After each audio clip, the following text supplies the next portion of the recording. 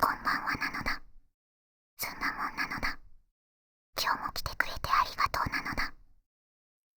今回はね、みんなの睡眠のお供に朗読をやってみようと思うのだ。前回のは結構長めだったから、今回は短めの本にしたのだ。みんなも知ってるかな。今回読むのはね、宮沢賢治さんのお話。注文の多い料理店なのだ。有名なお話だから、読んだことある人も多いと思うのだ。まあ、そんなもんはタイトルだけしか知らなくて、今回初めて読むんだけど、名前的にきっと繁盛してそうな料理店なんだろうな。お腹が減ってくるのだ。ゆふ。時間はそんなに長くないと思うのだ。だいたい20分くらいかな。短編だからサクッと読めちゃうのだ。さてと、それじゃあ、そろそろみんなが眠れるように、注文の多い料理店、読んでいくのだ。ご本。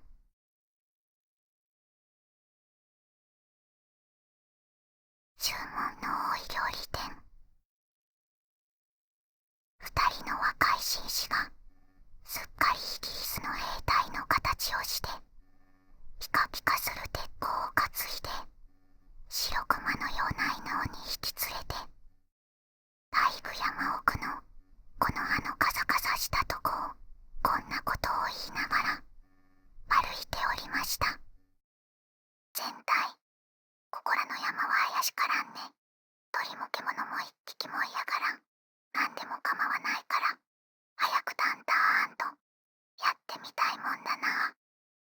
鹿の黄色な横ったらなんぞに、2、3発お見舞い申したら、随分痛快だろうね。くるくる回って、それからドタッと倒れるだろうね。それはだいぶの山奥でした。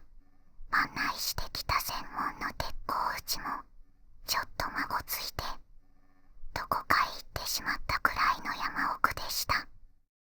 それに、あんまり山がものすごいので、その白熊のような犬が、2匹一緒にめまいを起こして、しばらくうなって、それから泡を吐いて死んでしまいました。実に僕は、2400円の損害だ。と一人の紳士が、その犬のまぶたを、ちょっと返してみて言いました。僕は2800円の損害だ。と、もう一人が、悔しそうに、頭を曲げて言いました。はじめの紳士は、少し顔色を悪くして、じっと、もう一人の紳士の顔つきを見ながら言いました。僕はもう戻ろうと思う。さあ、僕もちょうど寒くはなったし、腹は空いてきたし戻ろうと思う。そういじゃん。これで切り上げよう。なあに戻りに。昨日の宿屋で山鳥を10円も買って帰ればいい。ウサギも出ていたね。そうすれば結局同じこった。では帰ろうじゃないか。ところがどうも困ったことは、どっちへ行けば戻れるのか、一向に見当がつかなくなっていました。風がどうと吹いてきて、草はざわざわ、この葉はカサカサ、木はゴトンゴトンとなりました。どうも腹が空いた。さっきから横ったらが痛くてたまらないんだ。どうも腹が空いた。さっきから横っ腹が痛くてたまらないんだ。僕もそうだ。もうあんまり歩きたくないな。歩きたくないよ。ああ困ったな。何か食べたいな。食べたいもんだな。二人の紳士は、ざわざわなるすすきの中で、こんなことを言いました。その時ふと後ろを見ますと、立派な一軒の西洋造りの家がありました。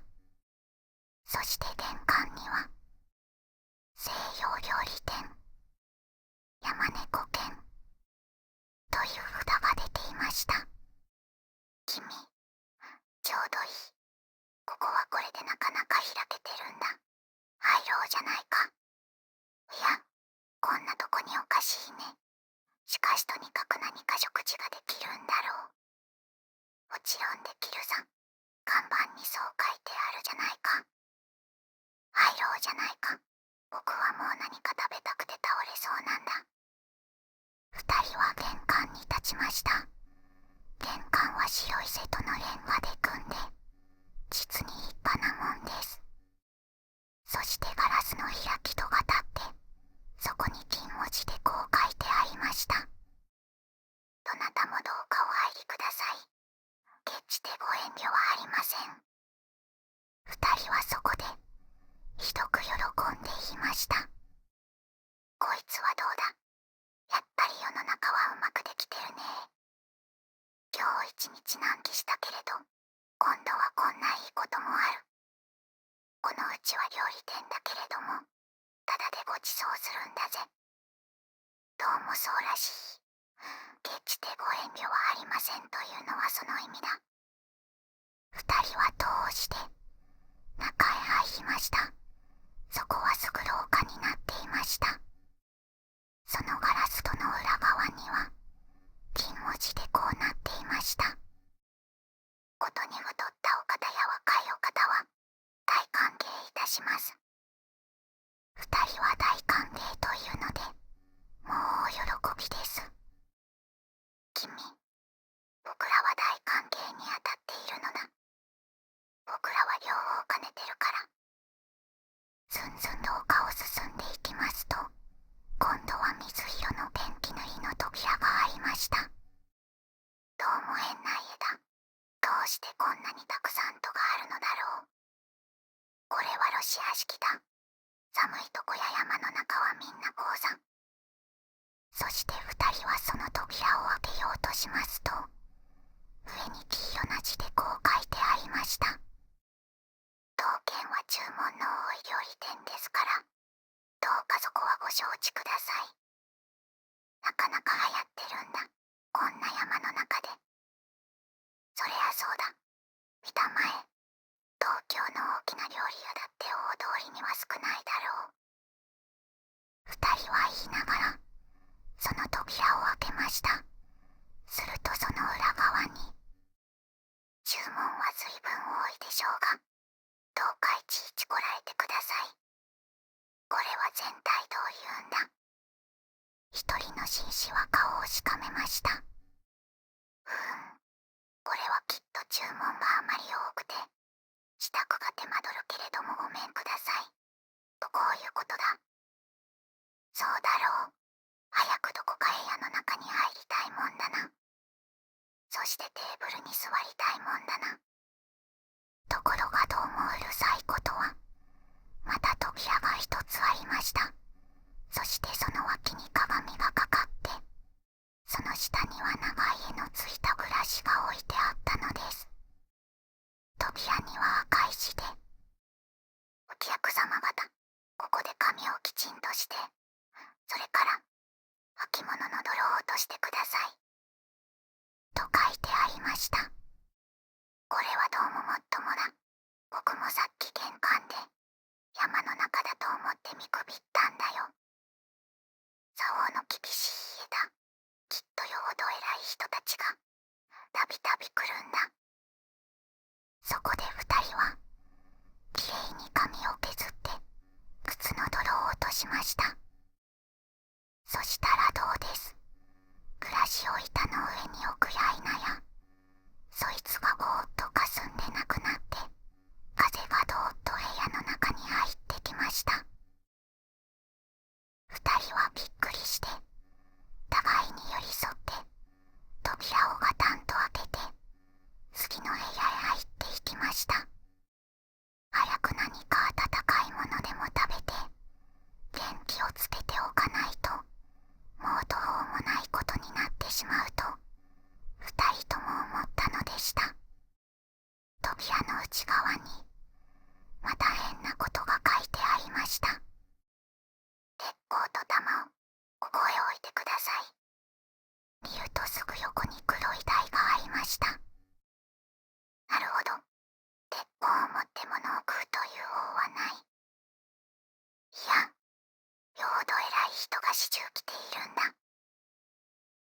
人は鉄鋼を外し、帯皮を解いて、それを台の上に置きました。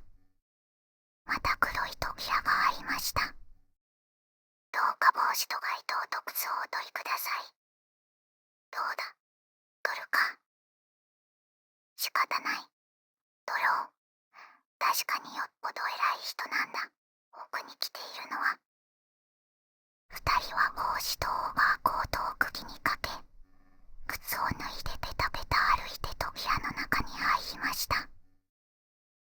扉の裏側には、ネクタイピン、カフスボタン、メガネ、財布、その他なもの類。ことに尖ったものは、みんなここに置いてください。と書いてありました。扉のすぐ横には黒塗りの立派な金庫も、ちゃんと口を開けておいてありました。鍵まで添えてあったのです。わあ、何かの料理に電気を使うと見えるね。金気のものは危ない。ことに尖ったものは危ないとこう言うんだろう。そうだろう。してみると、勘定は帰りにここで払うのだろうか。どうもそうらしい。そうだ、きっと。二人はメガネを外したり、カフスボタンを取ったり、みんな金庫の中に入れて、パチンと錠をかけました。少し引きますとまた扉があって、その前にガラスの壺が一つありました。扉にはこう書いてありました。壺の中のクリームを顔や手足にすっかり塗ってください。見ると確かに壺の中のものは牛乳のクリームでした。クリームを塗れというのはどういうんだ。これはね、外が非常に寒いだろう。部屋の中があんまり暖かいとひびが切れるから、その予防なんだ。と思う国は、よほど偉い人が来ている。こんなとこで、案外僕らは貴族と近づきになるかもしれないよ。二人は壺のクリームを顔に塗って手に塗って、それから靴下を脱いで足に縫いました。それでもまだ残っていましたから、それは二人ともめいめいこっそり顔へ塗るふりをしながら食べました。それから大急ぎで扉を開けますと、その裏側には、クリームをよく塗りましたか、耳にもよく塗りましたか、と書いてあって、小さなクリームの壺がここにも置いてありました。そうそう、ここは耳には塗らなかった。危なく耳にひびを切らすとこだった。ここの主人は実に用意周到だね。あ、細かいとこまでよく気がつくよ。ところで僕は早く何か食べたいんだが、どうもこうどこまでもろうかじゃ仕方ないね。するとすぐその前に次の戸がありました。料理はもうすぐできます。15分とお待たせはいたしません。すぐ食べられます。早くあなたの頭に瓶の中の香水をよく振りかけてください。そして戸の前には金ピカの香水の瓶が置いてありました。二人はその香水を頭へパチャパチャ振りかけました。ところがその香水はどうも酢のような匂いがするのでした。この香水は変にすくさい。どうしたんだろう。間違えたんだ。下女が風邪でもひいて間違えて入れたんだ。二人は扉を開けて中に入りました。扉の裏側には大きな字でこう書いてありました。いろいろ注文が多くてうるさかったでしょう。お気の毒でした。もうこれだけです。どうか体の中に壺の中の塩をたくさんよく揉み込んでください。なるほど。立派な青い瀬戸の塩壺は置いてありましたが、今度という今度は二人ともぎょっとして、お互いにクリームをたくさん塗った顔を見合わせました。どうもおかしいぜ。僕もおかしいと思う。たくさんの注文というのは向こうがこっちへ注文してるんだよ。だからさ、西洋料理店というのは、僕の考えるところでは、西洋料理を来た人に食べさせるのではなくて、来た人を西洋料理にして食べてやる家とこういうことなんだ。俺は、その、つ、つ、つ、つまり、僕らが、ガタガタガタガタ、震え出しても物が言えませんでした。その、僕らが、ガタガタガタガタ震え出して、もう物が言えませんでした。ガタガタしながら一人の紳士は、後ろの戸を押そうとしましたが、どうです。戸はもう一分も動きませんでした。奥の方にはまだ一枚扉があって、大きな鍵穴が二つつき、金色のフォークとナイフの形が切り出してあって、いや、わざわざご苦労です。大変結構にできました。さあさあお中にお入りください。と書いてありました。おまけに鍵穴からはキョロキョロ二つの青い目玉がこっちを覗いています。うわー、ガタガタガタガタ。うわー、ガタガタガタガタ。二人は泣き出しました。すると戸の中では、こそこそこんなことを言っています。ダメだよ。もう気がついたよ。塩を揉み込まないようだよ。当たり前さ。親分のガキ用がまずいんだ。あそこへ。いろいろ注文が多くてうるさかったでしょう。お気の毒でしたなんて、間抜けたことを書いたもんだ。どっちでもいいよ。どうせ僕らには、骨も分けてくれやしないんだ。それはそうだ。けれどももしここへあいつらが入ってこなかったら、それは僕らの責任だぜ。予防官、予防。おい、お客さん方、早くいらっしゃい。いらっしゃい。いらっしゃい。皿も洗ってありますし、ナッパももうよく塩で揉んでおきました。あとはあなた方と、ナッパをうまく取り合わせて、真っ白なお皿に乗せるだけです。早くいらっしゃい。いらっしゃい。いらっしゃい。それともサラダはお嫌いですか？そんならこれから火を起こしてフライにしてあげましょうか。とにかく早くいらっしゃい。二人はあんまり心を痛めたために、顔がまるでくしゃくしゃの紙くずのようになり、お互いにその顔を見合わせ、ぐるぐる震え、声もなく泣きました。中ではふっふっと笑ってまた叫んでいます。いらっしゃい。いらっしゃい。そんなに泣いてはせっかくのクリームが流れるじゃありませんか。ただいま、チキ持ってまいります。さあ、早くいらっしゃい。早くいらっしゃい。親方がもうナフキンをかけて、ナイフを持って、舌なめずりして、お客様方を待っていられます。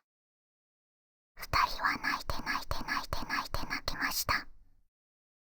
その時後ろからいきなり、ワン、ワン、ワワン、という声がして、あの白熊のような犬が2匹、扉を突き破って部屋の中に飛び込んできました。鍵穴の目玉はたちまちなくなり、犬どもはどうなってしばらく部屋の中をくるくる回っていましたが、また一声、ワン、と高く吠えて、いきなり次の扉に飛びつきました。戸はガタリと開き、犬どもは吸い込まれるように飛んでいきました。その扉の向こうの真っ暗闇の中で、にゃお、にゃんにゃん、ゴロゴロ、という声がして、それからガサガサ鳴りました。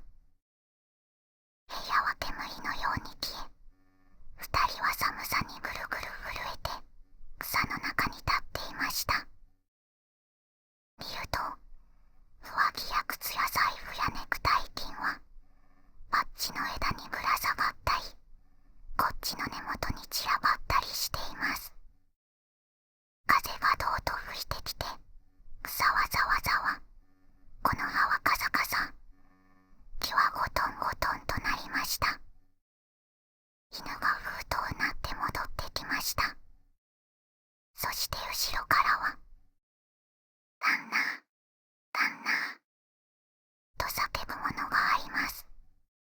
二人はにわかに電気がついて、おーい、おーい、ここだぞ、早く来い、と叫びました。二の帽子をかぶった専門の漁師が、草をざわざわ分けてやってきました。そこで二人はやっと安心しました。そして漁師の持ってきた団子を食べ、途中で10円だけ山鳥を買って東京に帰りました。しかし、さっき一点紙くずのようになった二人の顔だけは、東京に帰っても、お湯には行っても、もう元の通りに治りませんでした。おしまい。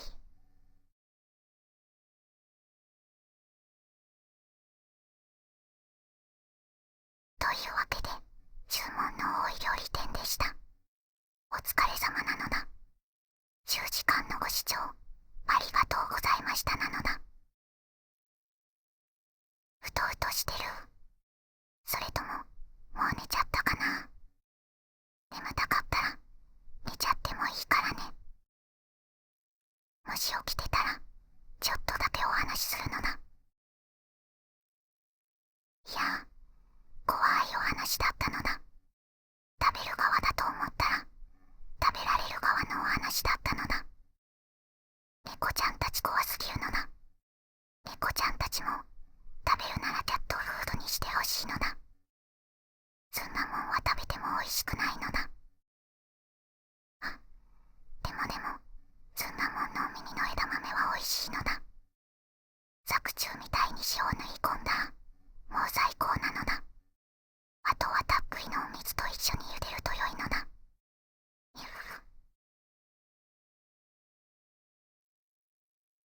なんか、食べる側、食べられる側とか言ってると、坊主なもんの歌を思い出したのだ。